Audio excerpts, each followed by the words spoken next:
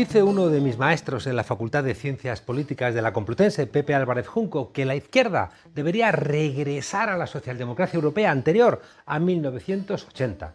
Es verdad que se trata de una mirada nostálgica por lo que hicieron los partidos socialistas antaño. Al final, mira hacia atrás más con deseo ciudadano que con su astuta mirada de historiador.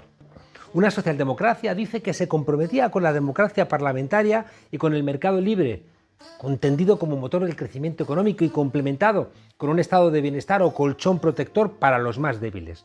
Ese tándem continúa, dirigió economías bollantes y ganó elecciones durante 40 años. Le desprestigió, sostiene, su monopolio del poder, el clientelismo, la burocratización, el exceso de impuestos, la mala gestión de los servicios públicos, los frenos que todo ello suponía para el crecimiento económico, todos problemas estructurales. Céntrese, pues, recomienda en esos problemas y propone sus recetas para regresar a ese mundo tan feliz que hasta un liberal progresista lo llamó la edad de oro socialdemócrata. Proponga, le dice al PSOE, un mercado regulado, pero no dirigido, políticas fiscales redistributivas, derechos sociales, educación de calidad y accesible a todos, administración pública eficaz y controlada por los ciudadanos, defensa de los derechos de minorías culturales o de género. Si así fuera, ¿quién no estaría de acuerdo? Ojalá el PSOE le escuchara, pero me temo que es que no es tan sencillo. El problema es que el profesor olvida que en 1973 ese modelo se hundió, y no por culpa de algunos actores políticos que hicieron cosas erróneas. No, se hundió estructuralmente, porque se hundió la productividad del sistema, porque ya eran Europa, Japón y Estados Unidos compitiendo por mercados donde antes estaba solamente los Estados Unidos y poco a poco también la Comunidad Económica Europea. La subida de los precios del petróleo le dio la puntilla. Y tampoco olvidemos que la socialdemocracia europea vivió de su poderío comercial global nacido de la posguerra, pero también de devastar la naturaleza, de devastar a los países del sur y de trasladar a las generaciones futuras en forma de deuda una parte importante de sus problemas. Vamos, que en los años 80 el problema es que el sistema colapsó. Algo también no es menor. Las élites económicas aceptaron ese juego que benefició a las mayorías porque existía la Unión Soviética, como siempre ha recordado otro importante historiador, Erich Hobsbawm. Esas élites fueron las que empezaron su remontada neoliberal, dando el golpe de Estado contra Salvador Allende en 1973. Fueron los que rompieron la espalda a los sindicatos mineros ingleses a partir de 1979 con Thatcher. Fueron los que ayudaron al hundimiento de la URSS en 1991 y son los que han sostenido dictaduras o guerras por el planeta hasta hoy mismo. No es porque la izquierda hiciera cosas erróneas o porque se burocratizara, que también, sino que el Estado perdió la base fiscal para financiar el Estado social porque las élites dijeron basta, que ya no iban a pagar porque ya no le tenían miedo al comunismo. Y esto no lo digo yo, lo dijeron gente relevantes como Jürgen Habermas o Christopher Lasch, profesores no menos relevantes. Regular el mercado te hace que tengas enfrente al Fondo Monetario Internacional, al Banco Mundial o a la Organización Mundial del Comercio. Hacer políticas fiscales progresistas te coloca enfrente a los fondos buitre, a las agencias de rating y al Tribunal Europeo de la Competencia. Garantizar derechos sociales te pone enfrente a las patronales, a las inmobiliarias, a las compañías energéticas y a todos los partidos de la derecha. Qué curioso, financiados por todos esos intereses. Una educación de calidad te coloca enfrente a las multinacionales de la educación privada y por supuesto también a la Iglesia. Igual que la defensa de los derechos de género te coloca enfrente a los que siguen necesitando a las mujeres como mano de obra barata o incluso gratuita para la reproducción y para los cuidados. Y cuidado, cuando se dice ellas, se está también poniendo en cuestión ese dominio de los hombres sobre las mujeres. Termina bajando Álvarez Junco a las especificidades españolas, que sitúa en lo territorial, aunque algunos creemos que lo realmente relevante en España no es el problema del territorio y cómo se integra, sino que mientras que Europa desarrollaba sus estados sociales, aquí teníamos una dictadura que duró 40 años y que se inauguró asesinando y que se despidió asesinando. Aunque Jiménez Los Santos o Ana Rosa Quintana no quieren que hablemos de Franco, no vaya a ser que nos demos cuenta de que Abascal o Díaz Ayuso están en ese espejo. Le pide el historiador al Partido Socialista que haga una España federal. Pero, Pepe, una España federal es una España republicana. que rompe con la Constitución de Cánovas del Castillo, que está todavía en la Constitución de 1978. Está en el rey, en el turnismo, en el centralismo, en la unión de Iglesia y Estado y en el capitalismo clientelar de la Gürtel, de la Púnica, de los Eres o de los créditos ICO. Me enseñaron en la facultad que si no atendemos a las condiciones objetivas, el análisis falla. Que si no miramos a los actores políticos y a sus intereses, no entendemos nada. Y que sin la correlación de fuerzas no se pueden hacer buenos diagnósticos, porque las élites del poder, Wright Mills, siempre están conspirando para mantener sus privilegios. Se puede mirar hacia atrás con nostalgia y lo entiendo en lo humano, pero al historiador lo necesitamos más comprometido con el análisis, con la tozuda realidad, que es, profesor Álvarez Junco, lo que vosotros me enseñasteis. Bienvenidos a la frontera, desobedientes.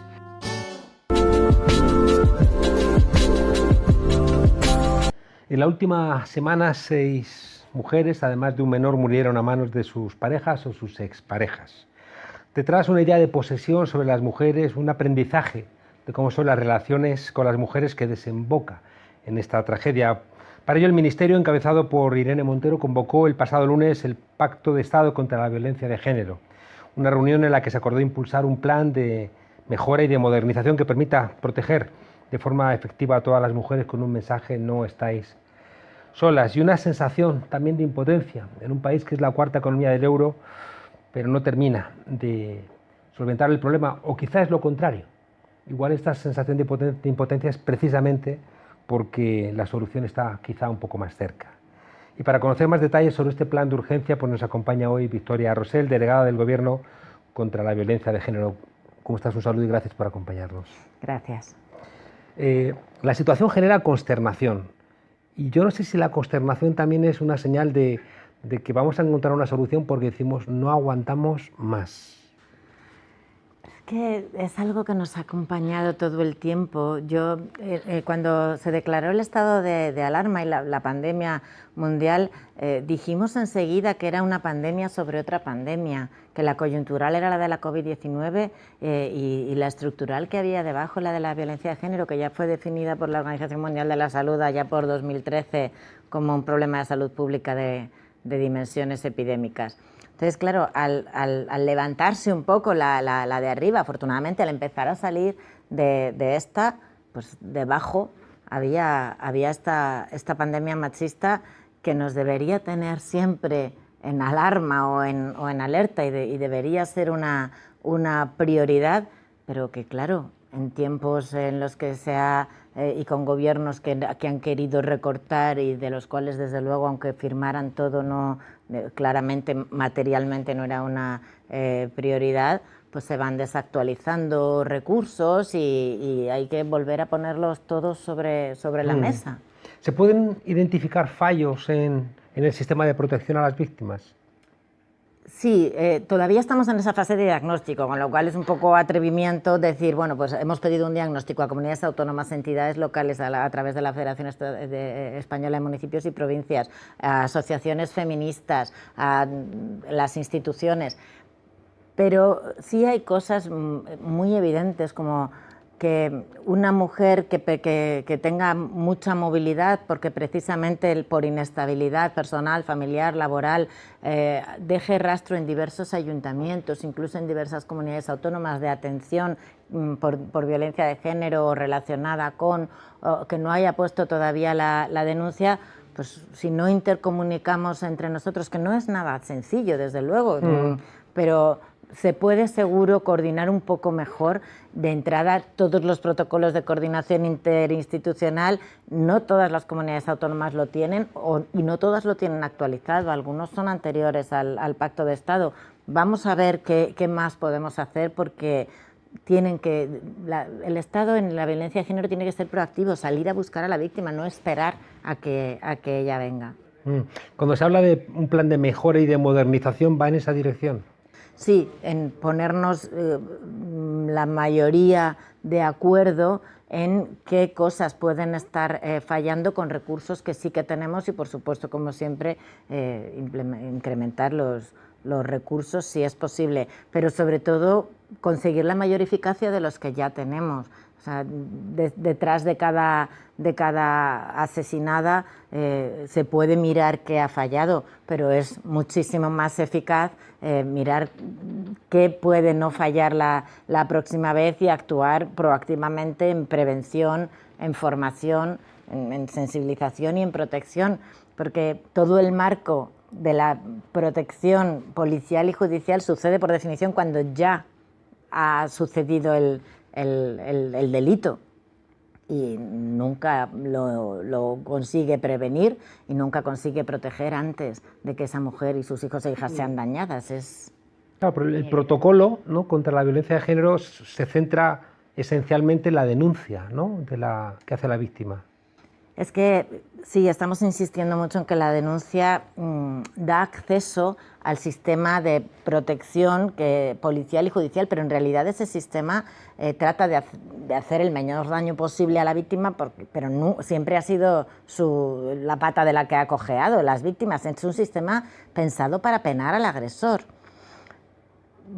Tiene eso en exclusiva, de acuerdo, pero es una puerta que no todas las mujeres pueden cruzar para salir de la violencia, es una puerta muy estrecha para muchas y directamente cerrada para las más vulnerables. Ha habido en este país mujeres extranjeras en situación administrativa irregular que han ido a denunciar y se les ha notificado devolución o expulsión, o se les ha abierto un expediente de devolución o expulsión por su situación. Ha habido una recomendación en contra de Defensor del Pueblo, etcétera, pero legalmente era posible. Luego se suspendía, pero era posible.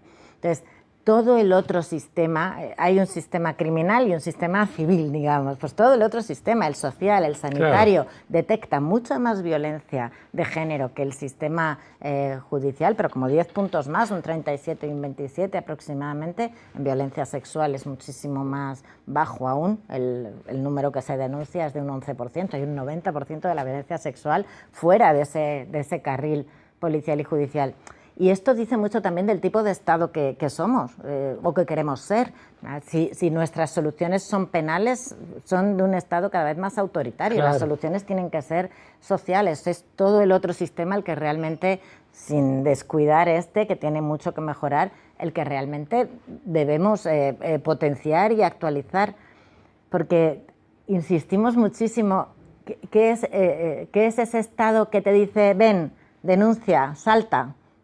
Sin red. Sí, ¿no? Y la invitación a judicializar un problema personal, afectivo, pues siempre genera muchísimas reticencias. Que la primera obligación del Estado es poner las condiciones materiales para que tú salgas de la violencia, para que te restablezcas, para que recuperes tu salud, tu vida. Después ya puede que tengas que terminar denunciando, pero al menos pon a las mujeres en situación material de denuncia. Hablamos de viviendas, de empleos, de ingreso mínimo vital, de garantizar la educación y la salud también de tus hijos e hijas, y después ya, primero el restablecimiento, la vida, y después las condiciones materiales, y después ya esa respuesta punitiva, pero no puede estar en primer término, ni sobre todo que la protección de la mujer esté condicionada a la denuncia o a su propia colaboración con el sistema. Claro, porque esto es como la expresión también de un problema como muy de fondo, ¿no?, y que es política. Louis Bacquant, un discípulo de Pierre Bourdieu, estudió cómo en el ámbito francés cada punto del PIB que se quitaba de gasto social se aumentaba en gasto punitivo, es decir, cada punto que tú quitabas del PIB para luchar contra la desigualdad lo subías en cárceles, jueces, policías, vigilancia. Es la vieja ambivalencia entre la libertad y la seguridad últimamente está ganando la seguridad. Hace ya muchos años, en aquella legislatura mordaza del Partido Popular de 2015, con reforma del Código Penal, con la Ley de Seguridad Ciudadana, con el artículo de la ley que llamamos Berlusconi en la Ley de Enjuiciamiento Criminal, de acortar los plazos de investigación de los delitos sin poner más medios, que estaban llamando a la impunidad de la corrupción y de los delitos más complejos, incluidos algunos delitos sexuales que requerían pruebas. Ahí te estaban vendiendo seguridad a cambio de libertad.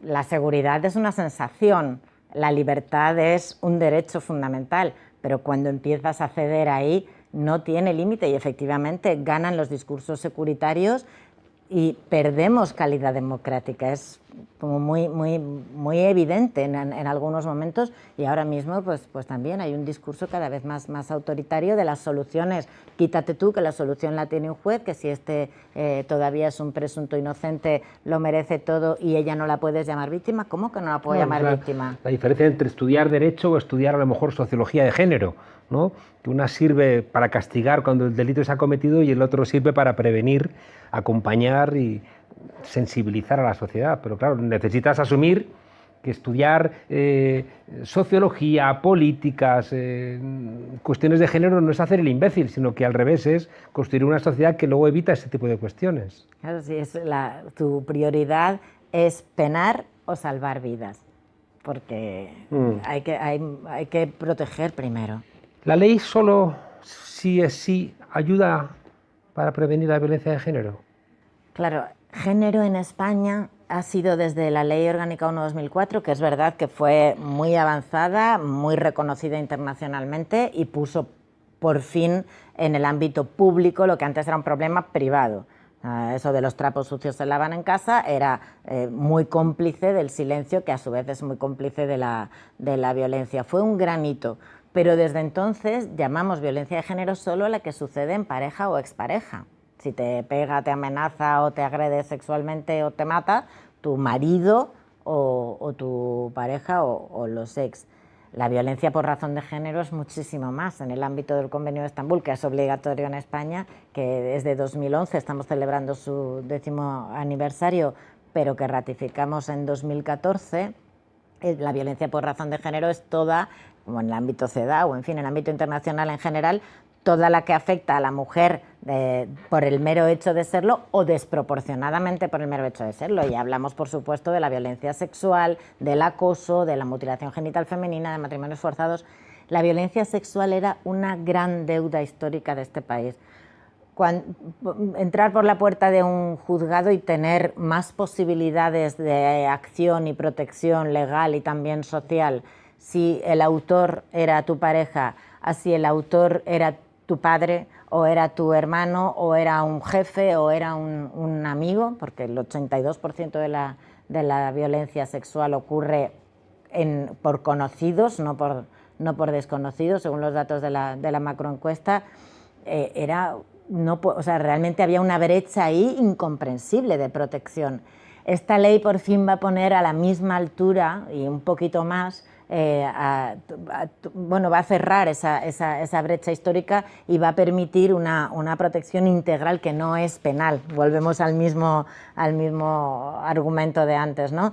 De la Ley Orgánica 1/2004, lo que más conoce toda España es el título cuarto, que es el de la protección penal, la orden de protección, los juzgados de violencia sobre la mujer, las reformas del Código Penal. Pero es que tiene que haber todo otro sistema detrás, y en esta ley, aparte del solo sí es sí, que es la parte penal, la reparación, tenemos todavía esa asignatura pendiente, también con las víctimas de violencia íntima, pero la reparación no personal, económica, psicológica, que por supuesto, y física, la reparación social, la reparación simbólica, todo lo que hablamos en Memoria Democrática de verdad, justicia, reparación y garantías de no repetición, es un esquema que vale exactamente igual para plantearse esta gran pandemia de la violencia sobre las mujeres, que pretende subordinarlas y por lo tanto seguir haciéndolas ciudadanas de segunda en un sistema que las discrimina. La idea es la misma. Es que tengo la sensación también de que la ley cambia un marco simbólico. Y estaba recordando a Plácido Domingo, ¿no? Diciendo, es que eran otros tiempos, ¿no? Y una parte seguramente tenía razón, es decir, que al no estar ese cambio simbólico, pues te permitías hacer cosas porque veías ahí una persona subordinada. Es como... Es un cambio de paradigma total. Cuando la violencia sexual creemos que lo máximo que nos atrevemos a decir es no, te está diciendo a ti, hombre, que tienes derecho a acceder a las mujeres, hasta que las mujeres ponen un veto, un límite, ponemos un no, pero tu derecho se da por sentado y mi situación de subordinación también. el cambio de paradigma solo sí es sí, solo el concurso de dos libertades, de dos... Es una llamada de atención, ¿no? Consentimientos Cuidado, libres. que tienes poder, ¿no? Y como tienes poder y te lo reconoce la sociedad, igual metes la pata, ¿no? Y por tanto, tiene también mucho que ver con lo que planteabas, esta gente que está airada, que está enfadada, y en un semáforo lo va a pagar con el de la moto o con el que cruza lo ve más débil, y por tanto también es una solución que tiene que ser como integral. Otro elemento que igual que la ley cambia simbólicamente esta situación de subalternidad, todo lo contrario, la negación de la violencia de género ayuda a este tipo de comportamientos.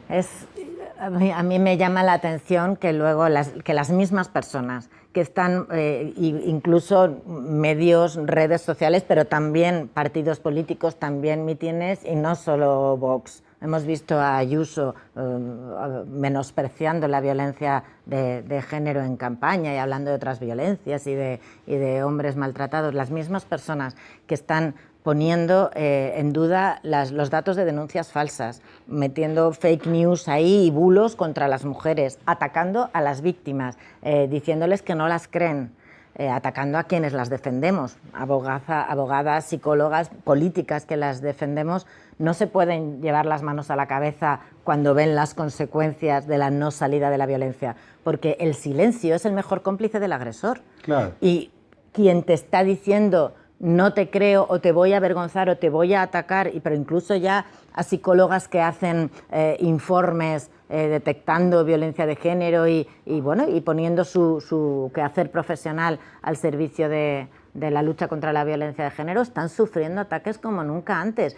Esto es ser cómplice del agresor, porque el agresor tiene su mejor cómplice en el silencio de la víctima, que le impide salir, además, de ese círculo de violencia. Cuando yo vi el otro día en una comisión, ¿no?, la señora de Vox diciendo no, mi minuto de silencio es por todas las víctimas, en el fondo están ayudando, ¿no?, a esa mano que va a golpear finalmente a una mujer. No, estás invisibilizando un terrorismo machista que ha asesinado a más mujeres que el terrorismo de ETA desde 1968 en este país. Son menos de 1092 víctimas de ETA, son 800 y pico según los números oficiales. Entonces, ¿qué haces para no negar directamente un problema? Invisibilizarlo en un conjunto. Es la barbaridad de decir la violencia no tiene género. Claro, el género tiene violencia. Supongo que tampoco ayuda, ¿no?, la supresión por parte de Martínez Almeida o de la Junta de Andalucía, ¿no?, de por ejemplo, proyectos de atención de violencia machista o la Dirección General de Igualdad de Madrid, ¿no? Claro, es que las políticas, las ideas, el estar en contra de la violencia de género, pues como casi todo se demuestran dando, ¿no? Se demuestran los recursos que estás dispuesto a poner en cerrar incluso albergues a mujeres en situación de calle, que están expuestas a un nivel de violencia altísimo, de violencia sexual y de violencia de todo tipo. Por eso queremos, pues volver a retomar ese pacto de Estado, que era de Estado en todos los sentidos, o sea, de todas las instituciones del Estado, pero no del gobierno central, de las comunidades autónomas, de los ayuntamientos, porque creemos que hay que hacer incluso más pedagogía sobre las consecuencias de algunas medidas que pueden parecer recortes en un centro, en una línea, en una sensibilización, pero que llevan detrás vidas humanas y sobre todo vidas de mujeres y sus hijos e hijas. ¿Qué significa que se suiciden algunos hombres después de matar a sus parejas? Bueno, es que la violencia de género es muy distinta a otras violencias. No es instrumental en el sentido de que tú cometas un delito para conseguir algo, como en otros muchos delitos. Es que el poder, que la violencia de género, igual que la violencia sexual, es una cuestión de poder, de subordinación de las mujeres.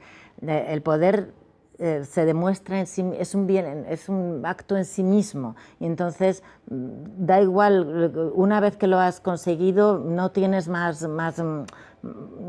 futuro, no, ese era tu fin. Por eso hablamos muchísimo de la violencia de control, por eso decimos que la violencia sexual no tiene nada que ver con lo bella que sea la mujer, lo joven que sea, porque sí es una cuestión de poder, no de sexo. Es que están incluso avergonzando a víctimas que están saliendo a contarlo intentando avergonzarlas incluso en lo físico. Pero ¿sabes el daño lo absurdo de tu discurso cuando no tiene nada que ver la atracción? Tú quieres someter a una mujer y una vez que la has sometido, ya está, prueba superada y tu vida tampoco vale más. Entonces, es una violencia muy distinta de la que no se puede perseguir como las demás violencias, porque tú ante un peligro, los hombres creéis que ante el peligro huís o lo enfrentáis. La violencia de género es un peligro al que muchas veces regresas. O lo miras con parámetros de género y con perspectiva de género, o jamás vas a dar con las claves. Y tenemos mucha pedagogía que hacer en este país con todas las instituciones. Claro, porque si no es que no se entiende otro de los elementos terribles, y es que para ejercer ese poder voy a hacer daño a tus hijos. La violencia vicaria. Es vicaria por sustitución, como el vicario es sustituto en la jerarquía eclesiástica.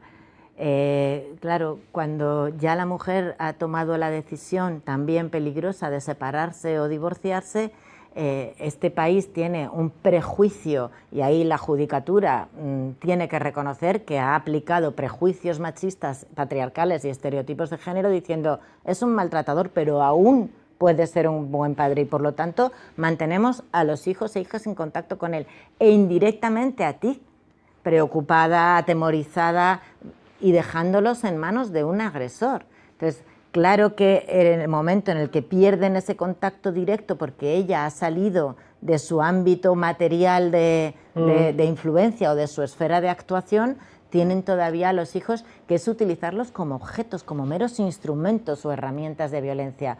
Pero es lo que dicen de dar donde más te duele. Donde más te duele a una mujer nunca es una parte del cuerpo, son los hijos e hijas. Y ahí también todo lo que ha acompañado, ¿no?, a Rocío Carrasco, que tiene una parte oscura, ¿no?, por los medios de comunicación, los espacios estos de entretenimiento, el derecho que se arrogan gente con capacidad de influencia para hacer comentarios que a veces son terribles. También ha servido para alertar sobre todo esto. Sí, sin duda ha habido, bueno, pues estas dudas que compartíamos muchas al principio sobre el tipo de espacio, incluso las empresas que hay detrás, en fin, que mientras siga habiendo dinero o sorteos en medio nos creaba muchas dudas, pero hay que decir que de feminismo y de violencia no podemos estar hablando solo en espacios feministas ni en espacios snob. En prime time hay que hablar de feminismo y cuál ha sido, y de violencia psicológica y de luz de gas, que es algo que ha descubierto ahora mucha gente, que es volver loca a la mujer, incluso embarazada, decir, pero tú no te acuerdas, tú estás gorda, esto no ha pasado, tú te estás volviendo... Claro, te hacen dudar de la realidad de tal manera que incluso tus declaraciones fuera, sean judiciales, pero también ante cualquier administración, incluso ante el médico, empiezan a flojear porque tú dejas de tener percepción de la realidad. Pues el haber conocido esto o transmitido esto en prime time, hay que reconocer que ha hecho a muchas mujeres autoidentificarse como víctimas de violencia. Y no estaría de más que también algunos jueces lo vieran. Bueno, las reacciones en general han sido, yo creo que bastante despectivas, o sea, poniendo por encima sus normas procesales que sirven para el proceso penal, tanto el juego de la presunción de inocencia como los sobreseimientos provisionales, que si se recurrió a un auto de procedimiento abreviado, ese es tu terreno y en ese lo dominas, pero ¿qué tiene de malo que más mujeres se hayan autoidentificado como víctimas de violencia y hayan llamado a los recursos como el 016, que en la semana del 22 de marzo incrementó las llamadas en un 42%? Que no tiene nada de malo. Tu ámbito de persecución no puede ser incompatible con todos otros discursos de mujeres que no van a llegar a tu puerta, y si sigues mostrándote tan superior y a veces tan despectivo con otras formas de violencia u otras maneras de manifestarla, probablemente nunca llegue a tu puerta. Nos vamos. Hay una parte que me hace ser trágicamente optimista, y es que creo que toda acción genera siempre una reacción, ¿no? Y creo que una mayor sensibilidad de las mujeres, bueno, pues empezar a pensar que hay acoso sexual en el trabajo, que hay violencia económica, que hay violencia sexual en los transportes públicos, que hay controles en las redes sociales y que todo eso es violencia machista y que hace que haya personas que pierdan privilegios y que esas personas no sientan que pierden privilegios, sino que creen que pierden derechos y por eso reaccionan también con esta virulencia. Y creo que es un momento terrible, es la tormenta antes de que llegue una calma que nos haga avanzar como sociedad. Sí tenemos muy claro que toda esta reacción machista tiene mucho que ver con los avances del feminismo. Estábamos consiguiendo igualdad y eso se paga muy caro. Decir a los hombres es que para que yo gane el espacio de igualdad que pretendo, que no es más que lo que dice el artículo 1 de la Constitución y todas las declaraciones de derechos humanos, que yo gane el reconocimiento de que las mujeres somos personas con derechos humanos igual que tú tienes que perder algo, pero lo tuyo no son derechos, son privilegios porque se basan en mi discriminación y en mi diferencia de trato a todos los niveles.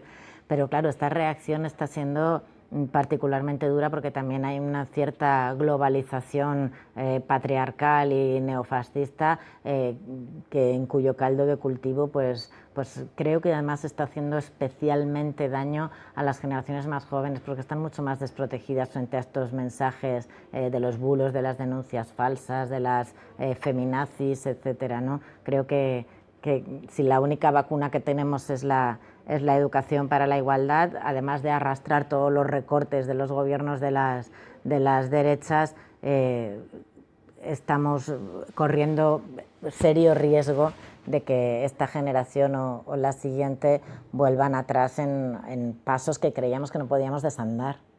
¿Qué le dice la delegada del Gobierno contra la violencia de género a esas mujeres y hombres que nos están escuchando ahora mismo para intentar solventar esto que está en el horizonte y que si las cifras siguen en este volumen, pues en los próximos meses pues igual también vemos que hay gente que nos está escuchando que puede ser víctima de estos problemas? Que hay que detectar las violencias más invisibles porque ningún asesino empieza matando, forma parte de un sistema que cuenta con, en realidad cuenta con el apoyo de un sistema cultural machista, con toda la hegemonía que tenemos que romper poco a poco, que no estáis solas, es algo que es políticamente esencial, que estás con todas las instituciones a tu lado, pero se tiene que notar que la sociedad asume que está en manos de todos, que no es una cuestión, insisto, policial y judicial, que es una cuestión de toda la ciudadanía, que si nos ponemos toda la ciudadanía a detectar, a ser intolerantes con las situaciones de humillación que vemos más cotidianamente, seremos de verdad intolerantes con la violencia de género, porque todo el mundo se considera intolerante con la violencia física, pero toleramos muchísimo nivel de violencia psicológica, de violencia simbólica, de humillación, de subordinación, y la violencia de género no es más que el precipitado más sangrante de la desigualdad. O trabajamos contra la desigualdad todos y todas, o realmente no terminaremos con esta violencia tan sistémica y tan estructural. Victoria Rosell, delegada del Gobierno contra la violencia de género, muchísimas gracias por acompañarnos y ojalá sea verdad, ¿no?, que todo lo que pasa es porque también está aumentando la conciencia. Muchas gracias. Muchísimas gracias.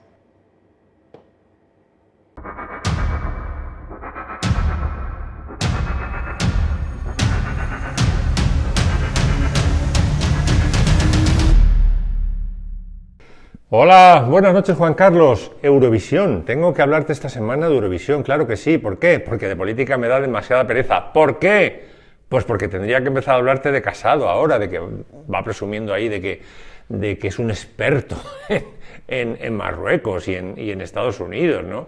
Tendría que empezar a hablarte de, yo qué sé, de Pedro Sánchez anunciando su programa para 2050. Para 2050, Juan Carlos. Rafael Sánchez Ferlosio, ¿sabes cómo llamaba a este tipo de pomposas presentaciones? Las llamaba PR en botija para que retumbe. 2050, pero si al paso que vamos, Sánchez no llega ni al otoño, porque es que en cuanto anuncie el indulto para los catalanes, que ya están empezando a deslizarlo, se lo van a comer vivo, bueno, que ya se lo están empezando a comer vivo, ¿no?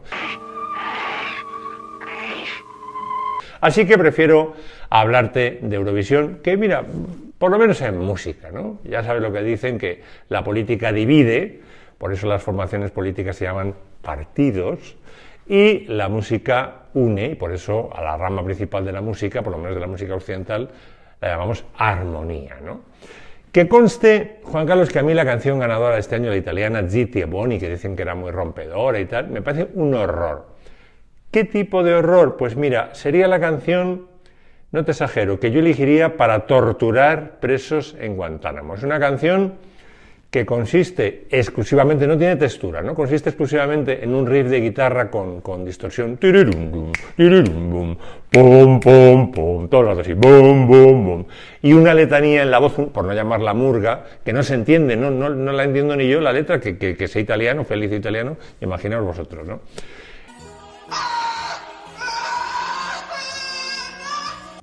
Pero es que además en la canción italiana el riff es una mierda, o sea, no es un riff memorable, no es un riff orecchiabile que dicen los italianos, no es como, yo que sé, Smoke on the Water de Deep Purple, ¿no? Pam, pam, pam, pam, pam, pam, pam. No es como Sunshine of Your Love de Cream, ¿no? Que aunque no entiendas la letra, ni te parezca la melodía nada del otro mundo, dices, pero el riff mola. ¿Y sabes por qué mola el riff en esas canciones? Por las síncopas, por las notas que van en las partes débiles de los tiempos del compás. Fíjate el horror que hubiese sido, por ejemplo, Smoke on the Water, con todas las notas en parte fuerte. Pam, pam, pam, pam, pam, pam, pam, pam, pam. Horrible, hubiera sido un coñazo, ¿no? En cambio, como el riff se vuelve memorable, lo hace Ritchie Blackmore memorable, colocando algunas notas en parte débil, ¿no? Pam, pam, pam, pam, pam, pam, pam. Eso sí, pues esas síncopas que le metes lo que le da la vida a la música. Y con el riff de Cream pasa lo mismo, con Sunshine of Your Love, fíjate el coñazo que hubiera sido en parte fuerte todo, ¿no? Horrible. Fíjate en cambio cómo gana con los hipos, con las síncopas. Ole tú, ole tú. Todo esto que he mencionado es música de los 60 y los 70, no sé, algo deberíamos haber aprendido de riffs molones de rock desde entonces. Pues nada, macho. En el riff de los italianos no hay ni intervalos de quinta, ni de cuarta, ni síncopas, es una murga constante, todo en parte fuerte, ¿no? La canción española es terrorífica también, pero en otro sentido. También la utilizaría yo en Guantánamo, pero para torturar no a los prisioneros, sino a los torturadores directamente, ¿no? Para empezar, a un tipo que se llama Blas Cantó, yo no le permitiría representar a España, vamos, mi tesis es la siguiente, a ver si la compartes.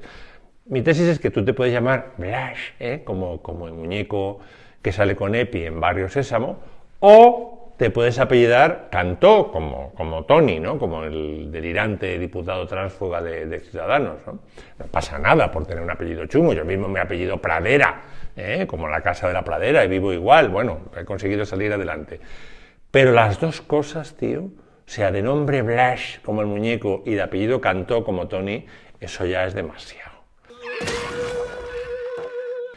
Blas Cantó es, no sé cómo llamarse, epigirauta, es que no se me ocurre un disparate mayor, ¿no? Pues mira, no te puedes llamar Blas Cantó. Cantó tiene además todos los tics que me irritan en un cantante pop. Son todos los recursitos baratos para parecer más vulnerable, ¿sabes? Más artificialmente vulnerable y forzar una empatía que no procede con el intérprete, ¿no?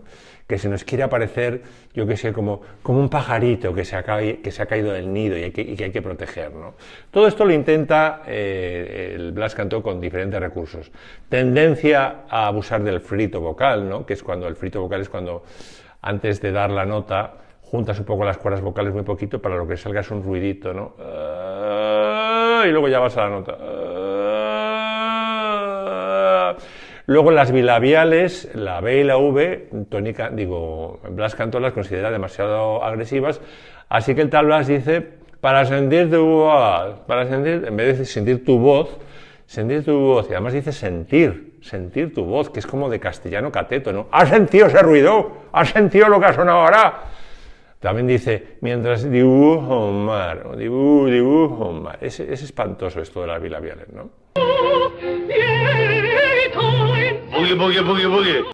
Luego le va el falsete, porque cree que puede contribuir a vender más esa imagen de vulnerabilidad, de estar en carnecita viva, ¿no? Con lo que pretende emocionarnos, ¿no?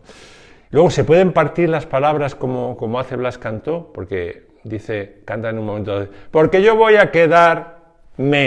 Dice, pero no forma parte de la misma palabra, en me. Luego los gestos de las manos, ¿no? No le pueden poner un coreógrafo al chaval. ¿Qué cojones, por ejemplo, es esto que hace en un momento determinado, ¿no? Que está sentado en el suelo y sigue cantando y hace así, que es como una señal de árbitro de falta de básquet, ¿no? Pero no estamos jugando un partido, estamos cantando una canción. Por tanto, esas manitas, si no sabes controlarlas, como le pasaba a Fraga, que no sabía dónde meterse las manos, que se las meta a los bolsillos, pero que no nos dé la murga con esto. ¿Qué coño es esto?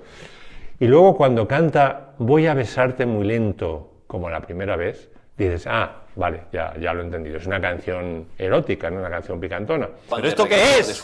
¿Pero esto qué es? Bueno, bien, pues que ¿dónde está el pibón en el videoclip? Y de repente, macho, aparece su abuela. Mira, si con estos zurullos, porque no se los puede llamar de otra forma, estos zurullos que manda Eurovisión, lo que pretende Radio Televisión Española es asegurarse de que no van a ganar jamás el festival, porque si gana tiene que organizar el del año que viene, y cuesta un pastón, nadie quiere hacerse cargo del Festival de Eurovisión, pues que lo diga, ¿no? Nos hacemos cargo, vale, no hay dinero, pero entonces... Pregunto yo, ¿no sería más sencillo no participar, no ir, en vez de hacer el gilipollas todos los años? No vayamos, no participemos. Ahí lo dejo. Buenas noches, Juan Carlos. Martes 25 de mayo de 2021. Comisión de Igualdad del Congreso. Comparece la secretaria de Estado, Noelia Vera. Pero antes, la presidenta pide un minuto de silencio por las víctimas en una semana negra en la que han sido asesinadas 6 mujeres y un menor. Pilar Cancela argumenta que los gestos son importantes, aunque no sea la solución para acabar con la violencia machista. Pero resulta que a una diputada de Vox no le parece bien. Nosotros nos haremos este minuto de silencio para todas las personas asesinadas y para todos los homicidios que se hayan producido en esta última semana. Esta señora da la sensación de que no tiene ni idea de lo que está diciendo, pero que en el argumentario de Vox le han escrito: sitúate en contra de nada que vaya solamente a favor de las mujeres. Y repite, entonces, convirtiéndose en cómplice intelectual de todo el daño que se hace en España a las mujeres, que eso de la violencia de género pues no existe. Ni siquiera en un momento así son capaces de mostrar respeto por 6 mujeres asesinadas. ¿Qué tienen que decir? ¿Qué tienen que hacer? Para que los medios de comunicación de este país señalen que hacer eso es de sinvergüenzas. La palabra negacionismo quiere señalar a los indignos que niegan lo obvio en una mentira sustentada ideológicamente o que quiere esconder intereses. Negacionistas del Holocausto, negacionistas de la violencia franquista, negacionistas del cambio climático y negacionismo en estado puro de la violencia contra las mujeres. Un negacionismo machista, misógino, que como en el caso de la COVID cuesta vidas, 7 en solamente una semana.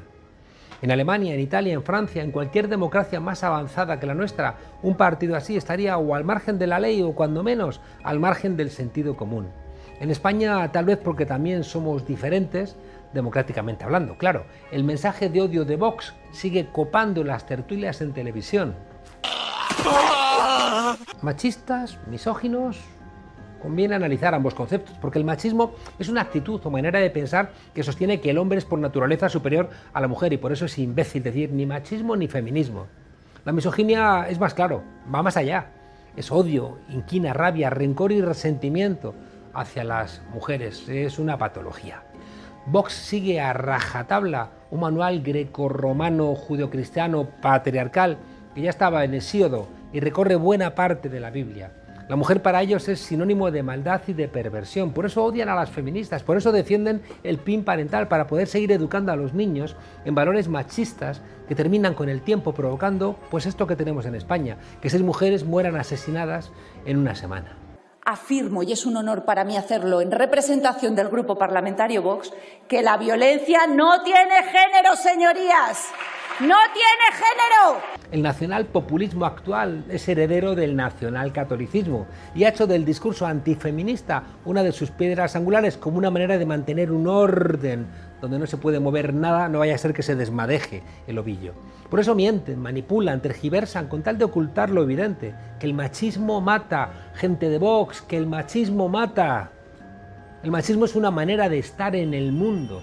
Es un estar donde siempre, por definición, las mujeres andan subordinadas como parte del orden, del lugar en el mundo en donde se sienten, se reflejan los hombres que viven en esas reglas del patriarcado. Y por eso, cuando asesinan a las mujeres, algunos incluso se quitan la vida, cosa que no hace el que asesina a un rival o a alguien a quien vas a robar. O asesinan a los hijos de las mujeres como una forma de castigo estructural, como una manera de condensar las claves de cómo se entiende el mundo desde esa mirada podrida. No basta la educación si hay infiltrados que envenenan los pozos de agua. Por eso es necesario seguir luchando y desenmascarar a los negacionistas de Vox y a sus cómplices, al Partido Popular y a Ciudadanos. Partidos que en Madrid y Andalucía eliminaron hace unos meses proyectos de atención a las víctimas de violencia machista.